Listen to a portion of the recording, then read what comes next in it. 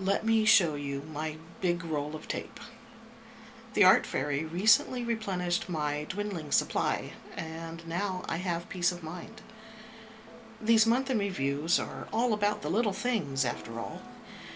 And with that in mind, the taping action is staying this time, so we can delight in restraint through adhesion together.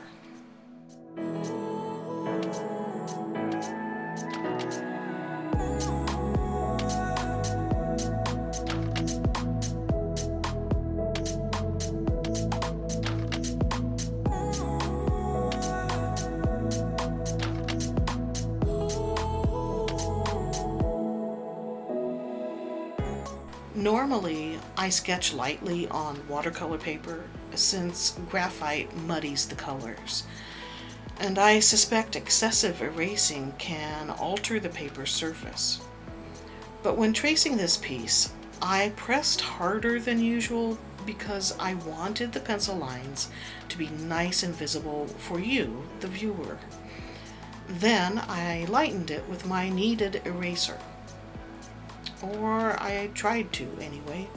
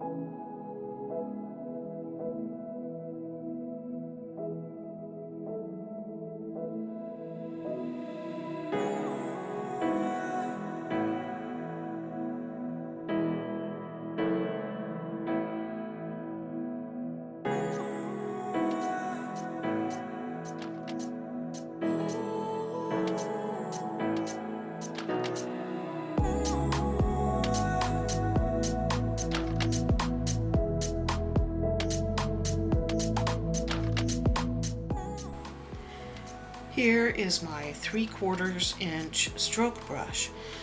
It hasn't seen a whole lot of action since round brushes are so versatile, but I thought it would be a good choice for the background. And the Winsor & Newton Cotman paints make another appearance. I enjoyed using them for the previous front door piece, so here it is again.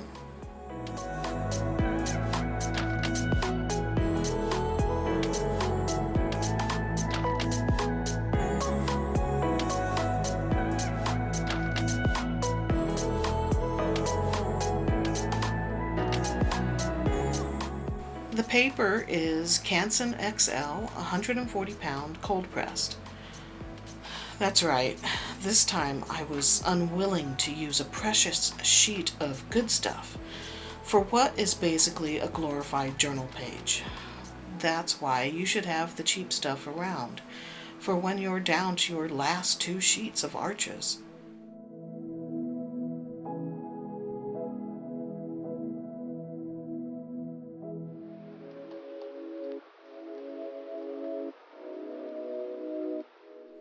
Yes, I totally nailed the melted sherbet effect I was aiming for.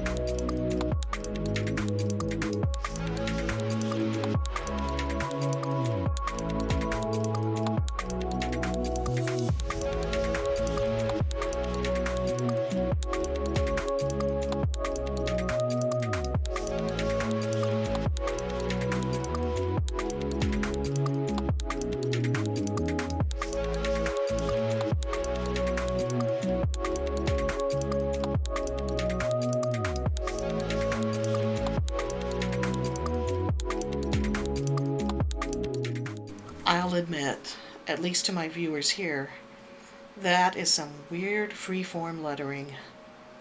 But to anyone else who asks, I'll claim it's a subtle homage to the Art Nouveau stylings of Alphonse Mucha.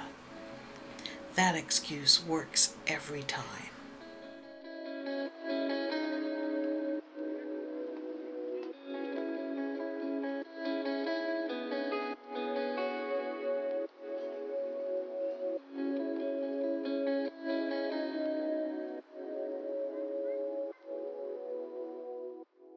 If you haven't figured out what those irregular shaped clumps are, I don't blame you. Used facial tissues or ABC gum would be a good guess, but it would also be wrong. I mean, have you ever tried to paint popcorn?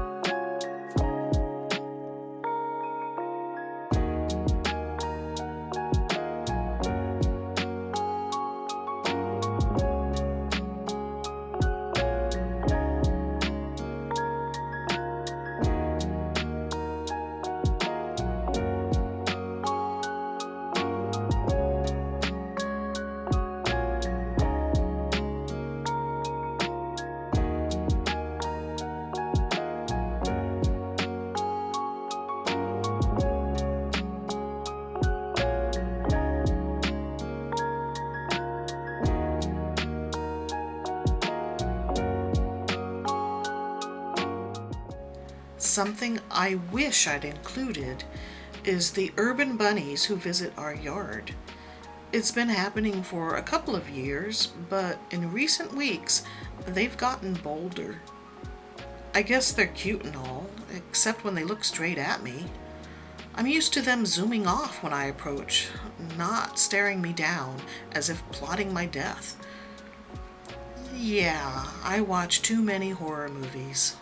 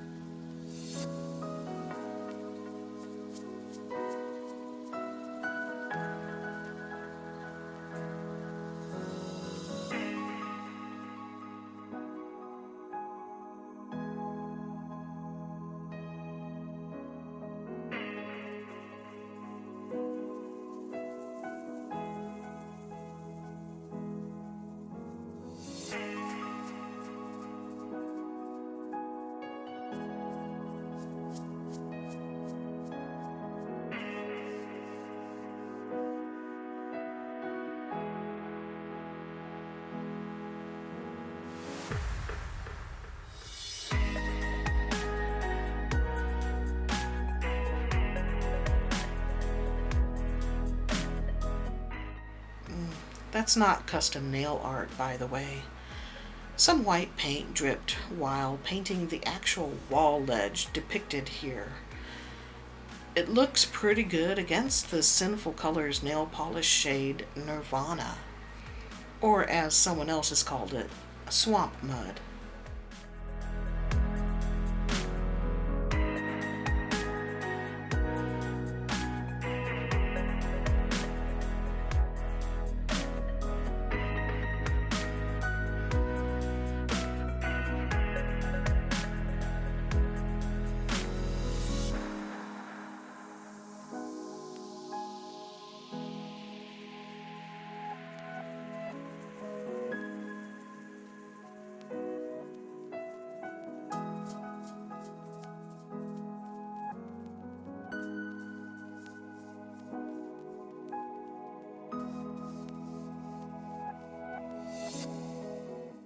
When in doubt, spatter.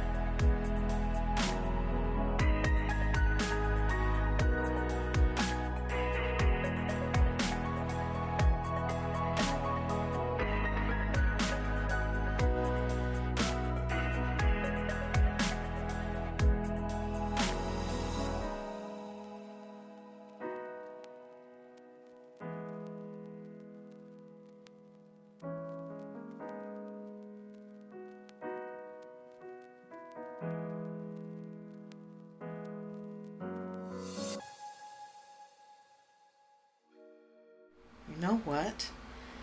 That is some fantastic popcorn painting there. I'm not saying I'm firing off finger guns or anything.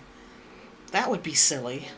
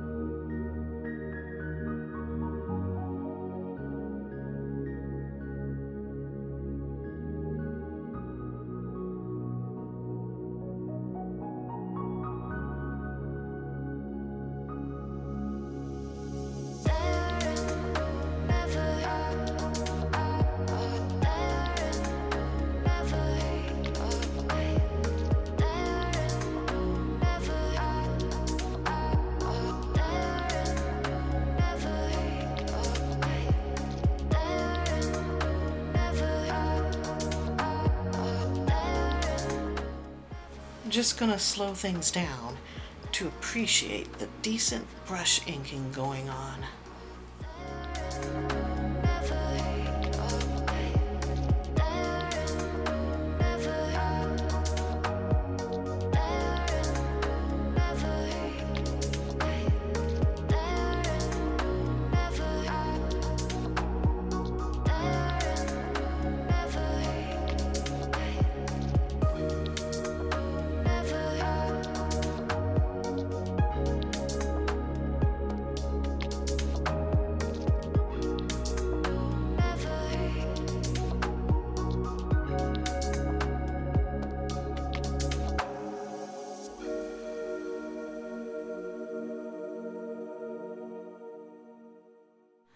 I lost a file there.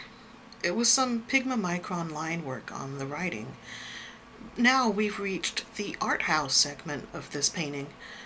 You're getting a touch of guerrilla filmmaking here, with some not very deft handheld work. I almost expected someone to rush in and demand to see our filming permit, which I don't have.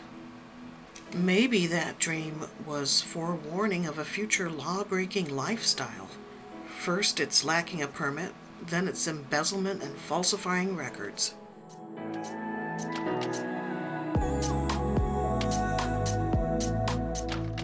The masking tape I use generally works fine, but it can damage the paper if I'm not careful. I expect more for my money, Dollar Tree.